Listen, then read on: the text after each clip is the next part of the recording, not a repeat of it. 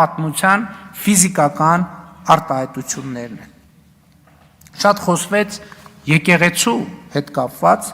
իրադրության մասին։ Այո, փորձ են անում ներկայացնել,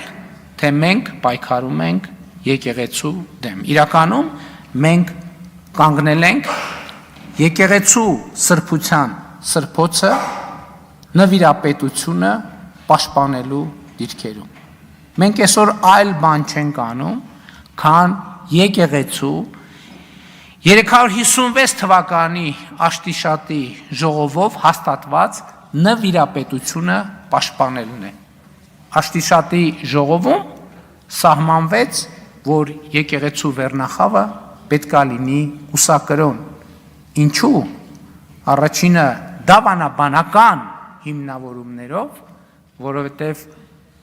այդ դավանաբանական հիմնավորումներն է, որ եկեղեցու եւ Հիսուս Քրիստոսի եկեղեցու ծառաները ամենանվիրված եւ հավատարիմ ծառաները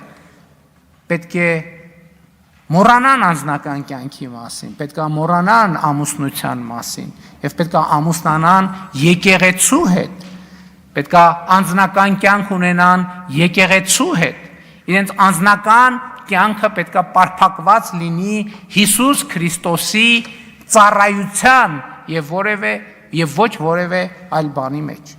Եվ այս նվիրապետության շնորհիվ է նաեւ, որ պետք է երաշխավորվեր եկեղեցու բարոյական,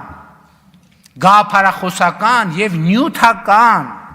անվտանգություն այդ թվում, որովհետեւ այս որոշման տրամաբանության մեջ նաեւ այն էր, որ եկեղեցու ունեցվածքի նկատմամբ ուղակի կամ անուղակի ժառանգական իրավունքներ չծագեն,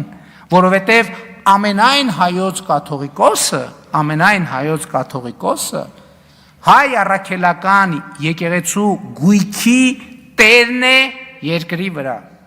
Տերն է երկրի վրա։ Եթե հայ առաքելական եկեղեցու կաթողիկոսը ունի ժառանգներ, այստեղ անխուսափելիորեն ծագում է ժառանգական իրավունքը։ Կուսակրոնության, նվիրապետության ուխտը, նվիրապետությունը նաև նրա համար է սահմանվել, որ անձնավորված որոշումներ չլինեն եւ դրա այդ եթե ես հատուկ կարդացի կուսակրոնության ուխտագիրը, որտեղ մարդը անձնական բոլոր բաներից, բոլոր այսպես արտոնություններից կամավոր զրկվում է։ Իսկ այսօր մենք հակառակ պատկերն ունենք։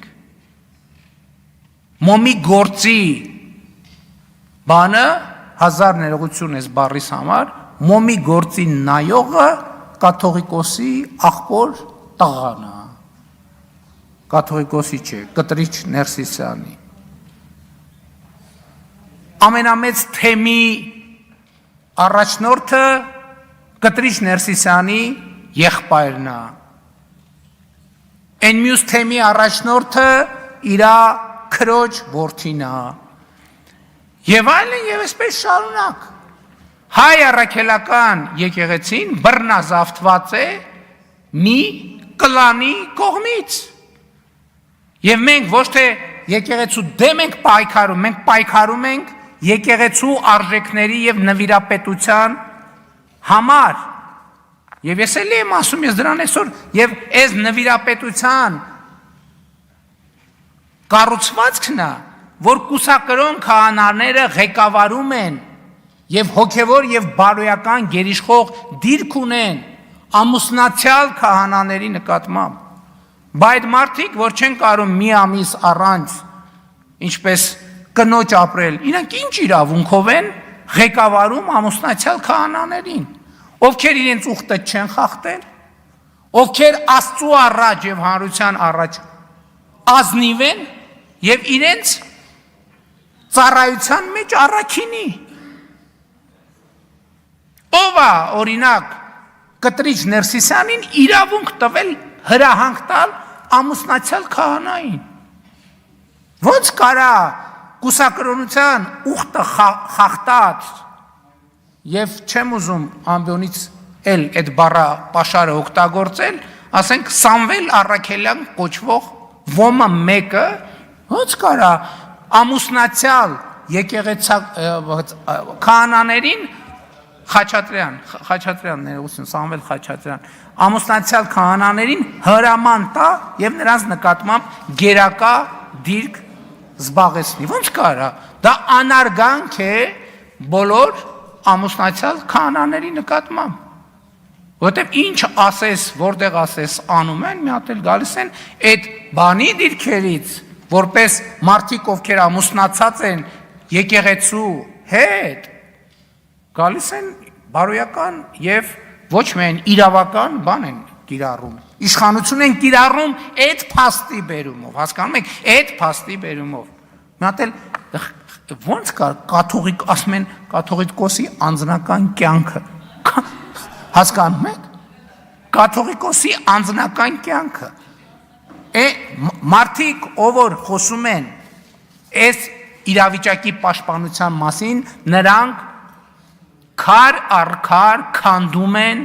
հայ առաքելական եկեղեցին նրա նվիրապետությունը նրա պատմությունը նրա ավանդույթը նրա արժեքը քանդում են քանդել են հիմա վերջին ավերակներն են ուզում տան եւ մենք դա թույլ չենք տալու ես ասում եմ ինքս որպես մարդ ով ունի հոգեվոր զգացմունքներ այսպիսի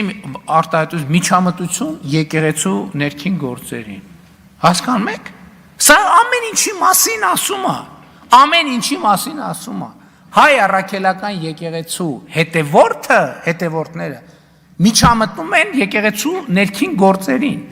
ոնց կարա այդ հավատավոր մարդկանց եկեղեցին է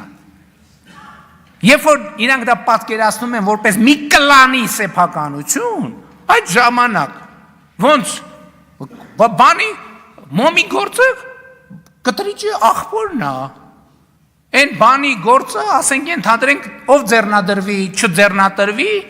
կաթողիկոսի բանի քրոջ որդին պետք է բանանի այդ ընդհանրենք այն մյուս հարցը այսինքն ինչ դուք պղծել եք եկեղեցին դարձրել եք մի հատ բան ասենք ընդհանրենք մի հատ սպայից ավելի լավ սպան հարգելի գործունեություն է ավազակների տեղ եք սարքել ինչպես Հիսուս Քրիստոսը ասում է նոր կտակարանում հաջորդը այս նոր խոսույթը այսինքն նոր չէ հին խոսույթը հա տենց անում են որովհետև թուրքերն են տենց ուզել տենց անում են որովհետև ադրբեջանցին այս մեր իրականության ամենախոշոր եւ ամենապրոբլեմատիկ կոմպլեքսն է իրեք այդ խոսույթը այն ժամանակ էլ մենք էլ ենք տրվում այդ խոսույթին լավ եկեք բանակի մասին չխոսենք որովհետև դե թուրքերն ու ադրբեջանցիները լսում են վայ դրա մասին դե դա գաղտնիք է եկեք թուրքի ջրաղացին ջուր չլցնենք եւ այլն եւ այս մի հատ ուրիշ շատ կարևոր բան կա ես երբ որ խոսում էի հայրենասիրության կայսերական մոդելի մասին ես վերջերս մի հատ ուրիշ բան եմ հասկացել որ մենք մեր աշխարհ ենք ալելու մեր սեփական զգայարանները եւ ֆորմուլաները բանաձևերը զարգացնելու խնդիր ունենք ես այս վերջերս թերևս ոչ հրապարակային մի հանդիպման ժամանակ ասացի հետեւյալը մենք աշխարհը ընկալելու սեփական ֆորմուլաներ չունենք եթե անկարծ Ադրբեջանը, Թուրքիան, Ռուսաստանը եւ մի քանի այլ երկրներ որոշեն մի ամիս ոչ մի հայտարարություն չանեն մենք կհայտնվենք մութ սենյակում մի վիճակում ով գաղափար չունի ընդհանրապես ես որտեղ է հանգել եւ սա մեր արտապետականության կարևոր առանձնահատկությունն է որ ներդրված է չեք տեսնում ես ինչ են խոսում իրանք խոսում են այն ամեն ինչը ինչ որ դնում են այստեղ որևէ մեկը Հայաստանում ծնված ընկալում չի մի մասը այսինքն ամբողջը արտաքին խոսույթներից ծաղկակաղա որը բերվում այս ամբիոն եւ այս ամբիոնից մատուցվում է Եվ մենք պետք պարտավոր ենք առերեսվել այս խնդրի հետ։ Ընդդիմադիր պատգամավորն ասում ասեք, ինչ եք ուզում մեր ժողովրդից։ Ես կարող եմ ասել, ինչ եմ ուզում մեր ժողովրդից։ Ես ուզում եմ, որ մենք ճանաչենք աշխարհը։ Ես ասել եմ բազմիցս, ոչ մեկ չի ասել, հետո իմիջիայլոց ոչ մի լրագրող հարց չի տվել, ասել եմ երկրագունդը մեզ համար շարունակում է մնալ անծանոթ վայր։ Ոչ մեկ չի ասում, այդ ինչ ասցիր, այդ ոնց ասցիր։ Ոչ մեկ չի ասում, էսա, որովհետև մենք աշխարհի ընկալման մեր սեփական բանաձևերը չունենք։ Սրանում է խնդրեմը։ Եվ աշխարհը շարունակում է մեզ համար մնալ անծանոթ վայր։ Եվ դա պատճառը, որ աշխարհի մեր ընկալումը այն է, որ աշխարհը մի ծայրահեղ անարդար վայր է։ Իսկ կարող է պարզապես մենք չենք ճանաչում աշխարհը։ Մենք չգիտենք աշխարհը, չգիտենք այնտեղ ապրելու կանոնները։ Որովհետև եթե դու երթևեկության կանոնները չգիտես եւ անընդհատ վրաերթի ես ենթարկվում, այդ փողոցը քեզ համար ամենաանարդար վայրն է, դու չես հասկանում ինչ են քո վրայով անընդհատ մեքենա քշում։ Եվ ասում ես, այս ինչ անարդար տեղ եմ ես ընկել, Աստված, ուր ես նայում Աստված, ով երթևեկության անարդարություն, թող որ ես թքեմ քո բաց ճակատին, որովհետև դու չգիտես, որ դու հայտնվել ես մի տեղ, որտեղ որոշակի կանոններ կան, անցում կա, հոծգիծ կա, լուսացույց կա, եւ պետք է իմանալ այդ կանոնները վրաերթի չենթարկվելու համար։ Մենք ուզում ենք, որ մենք ճանաչենք աշխարհը։ Էլի երկու բան կար ասելու, բայց թերևս դրանց կանդրադառնամ իմ Facebook-յան էջում։ Որովհետև այդ անդրադարձերը չեմ կարծում, թե արժանի են ազգային ժողովի ամբիոնից հնչեցնելու։ Շնորհակալ եմ։ Շնորհակալություն մեծարգո պարոն վարչապետ, հարգելի գործընկերներ, այժմ